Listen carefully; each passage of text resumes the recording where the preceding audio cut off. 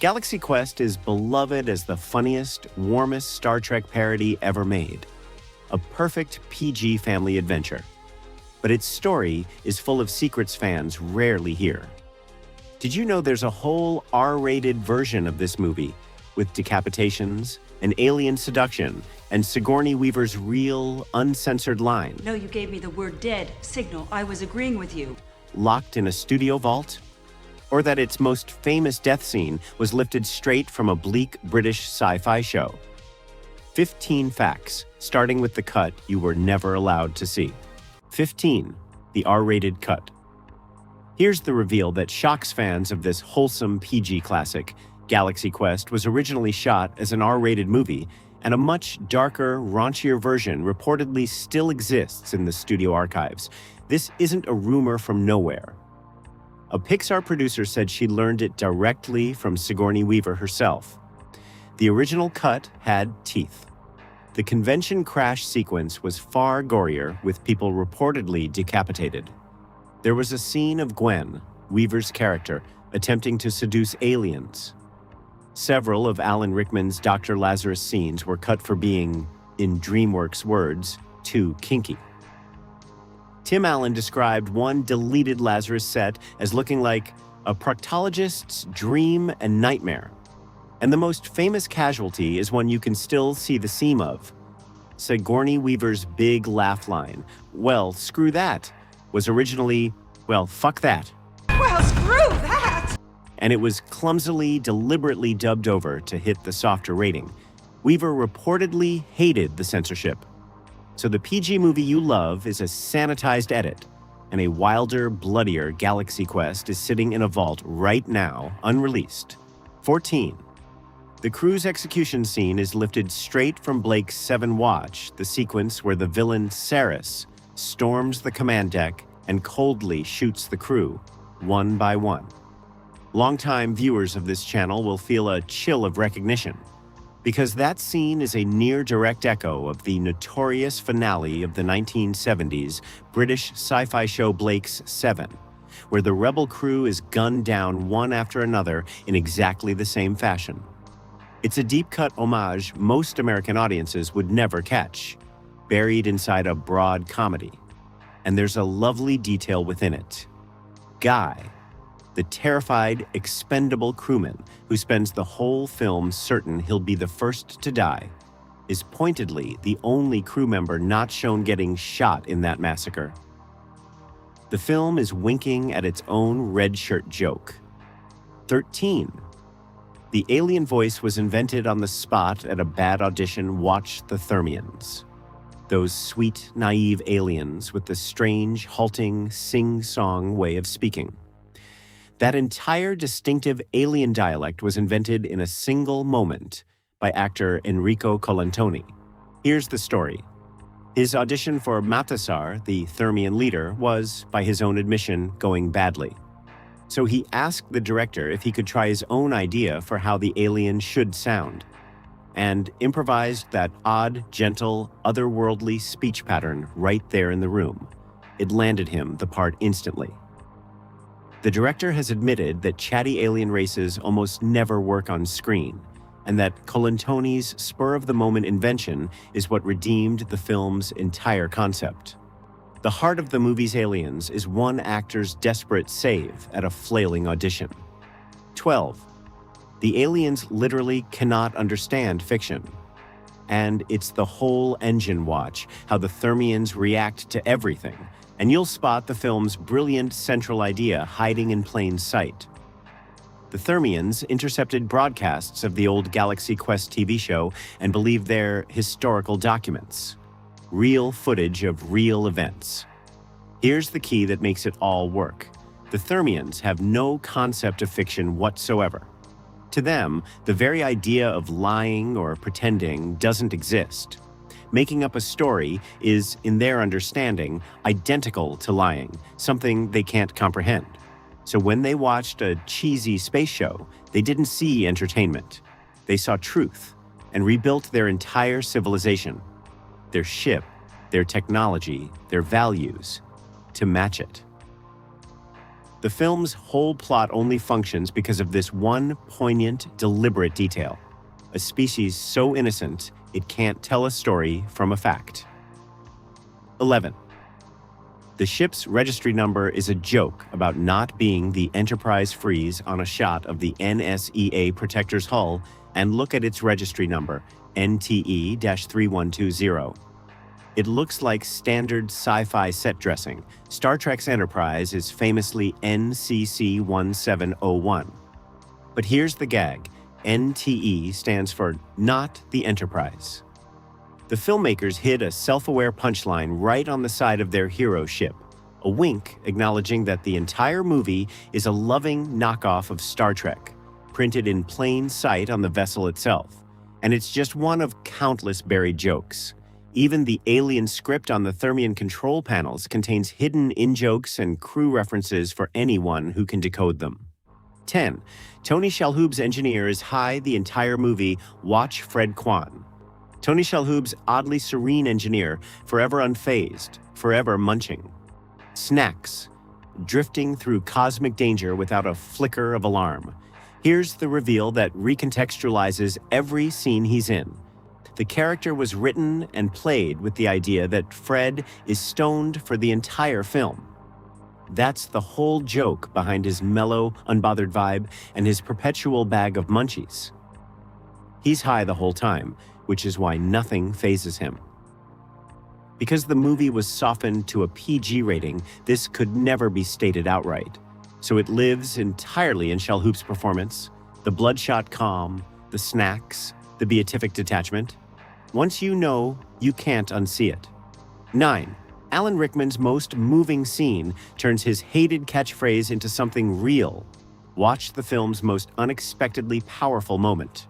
Alexander Dane, Rickman's bitter Shakespearean actor, has spent the entire movie loathing his character's cheesy catchphrase, "By Grabthar's hammer, you shall be avenged," cringing every time a fan quotes it back to him. Then, near the end, the gentle young Thermian Quelek is fatally shot and dies in Alexander's arms. And Alexander says the line he's despised for decades, but this time with utter, aching sincerity, comforting a dying boy who believed in him. It's the emotional hinge of the whole film, a running joke transformed into something genuinely heartbreaking. It's why people who came for a Star Trek spoof stay for the tears. A throwaway catchphrase becomes a real man's real grief. 8. Sigourney Weaver's job is to repeat the computer. A joke on her own legacy. Watch what Gwen DeMarco, Weaver's character, actually does on the ship. Her entire function is to relay whatever the computer says out loud to the crew. She's a brilliant person given a completely useless job, and she knows it, and she's furious about it. Here's the delicious layer. This is Sigourney Weaver, Ellen Ripley, the toughest, most capable woman in science fiction history, deliberately playing the opposite. She gleefully skewered her own alien legacy by playing a blonde with no technical skills, whose only purpose is to parrot a machine. There's even a moment where she groans about crawling through air ducts and past a giant fan. Direct winks at her own alien films. The most badass woman in sci-fi cast herself as the damsel, on purpose. Quick stop at the space dock. If this deep dive is earning it, hit like and subscribe, because we go inside a movie like this every week. Now, back to the Protector. Starting with the son of a legend hiding in the alien makeup. 7. Stan Winston's son is buried inside the Thermian makeup. Watch the Thermians in their true, tentacled alien forms, and know there's a piece of effects royalty hidden among them. The film's creatures were touched by the legendary Stan Winston, the effects god behind Jurassic Park, Aliens, and The Terminator. And his own son, Matt Winston, actually appears in the film as one of the Thermians.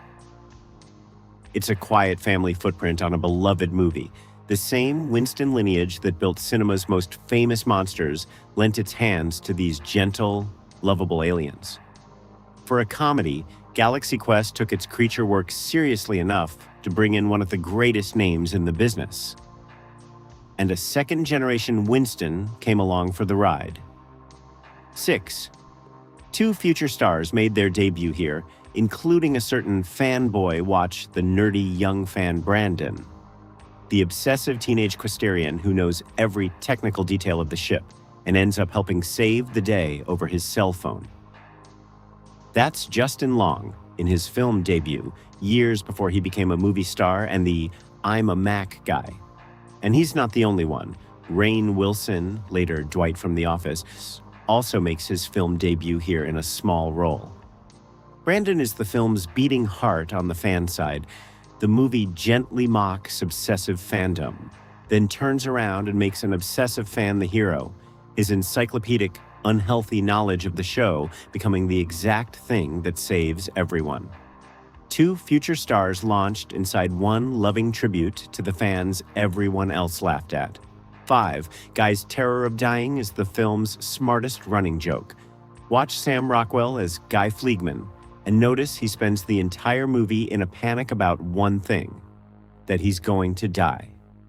His logic is airtight and hilarious. He once played crewman number 6, a nameless character who was killed off in a single episode, so he's convinced he's the expendable one, the red shirt doomed to die first to prove the danger is real. It's a razor-sharp joke about Star Trek's most infamous trope, the disposable crew member in the red shirt. But the film does something clever with it. Guy's genre-savvy terror makes him the only character who understands the rules they're all suddenly living inside. And his refusal to die quietly becomes weirdly heroic. The joke about a nobody becomes the movie's secret commentary on who actually matters. 4. Tim Allen experienced acting. On the day Spielberg visited, watch the emotional scene where Jason must confess to the heartbroken alien leader Mathasar that the show was never real, that he's not really a hero. According to the director, filming this genuinely rattled Tim Allen, who became so emotional afterward that he said, "I don't like these feelings I'm having. I'd like to go back to the trailer." When Alan walked off, Alan Rickman, never one to miss a moment, quipped, "Oh my God, I think he just experienced acting." And here's the perfect punchline. That exact day happened to be the day DreamWorks boss Steven Spielberg visited the set. Spielberg watched the footage and complimented Alan's performance. The sitcom star had his big, dramatic breakthrough, roasted by Rickman and praised by Spielberg, all in one afternoon. 3. Real Star Trek people voted it one of the best Star Trek movies ever. Here's the ultimate compliment, and it comes from the source. Galaxy Quest is a parody of Star Trek. And yet, Star Trek's own people embraced it completely. It won the Nebula Award, voted by science fiction writers, and at a famous convention poll, Star Trek fans reportedly ranked it among the best Star Trek movies ever made, as if it were an actual entry in the franchise. Trek luminaries have praised it. J.J. Abrams called it one of his favorite Star Trek films and slipped homages to it into his own 2009 Star Trek reboot. It's the rare spoof so affectionate and so well crafted that the thing it's spoofing adopted it as one of its own. The knockoff became canon in spirit. 2. The whole film is secretly about honoring the fans everyone mocks. Watch how the movie treats its Thermians and its human fans, and you'll find its real heart. On the surface, Galaxy Quest laughs at obsessive sci-fi fandom, the costumes, the trivia, the grown adults treating a canceled show as sacred. But watch where it lands. The Thermians' childlike belief in the show's heroism literally saves them, and it inspires the washed-up actors to actually become the heroes they only ever pretended to be. The obsessive fan Brandon's useless knowledge saves the ship. The film's argument is quietly beautiful, that believing in something, even something silly, can make people better. That fandom isn't pathetic, it's a kind of hope. It mocks the fans for an hour and then hands them the whole victory. 1. The spoof that became more beloved than most of what it spoofed step back, and Galaxy Quest's real achievement comes into focus. It's that near impossible thing, a parody that transcends its target. Most spoofs are disposable. They mock a thing and evaporate. Galaxy Quest did the opposite. By treating its washed-up actors as real people with real pain and its silly aliens as genuinely moving characters, it became a great science fiction film in its own right, not just a joke about one. Its lines are quoted with total sincerity.